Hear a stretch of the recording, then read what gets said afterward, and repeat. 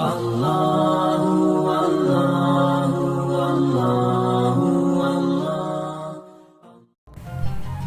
عادت چھڑانے یا بیوی کو شوہر کی طرف یا شوہر کو بیوی کی طرف مائل کرنے کا مجرب عمل۔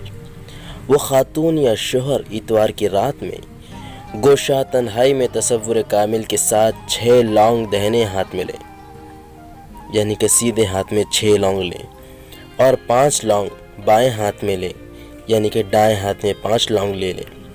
اس کے بعد 21 مرتبہ شوہر کا نام لے کر دہنے ہاتھ کی لونگ پر دم کریں، پھر 11 مرتبہ شوہر کا نام لے کر بائیں ہاتھ کی لونگ پر دم کریں۔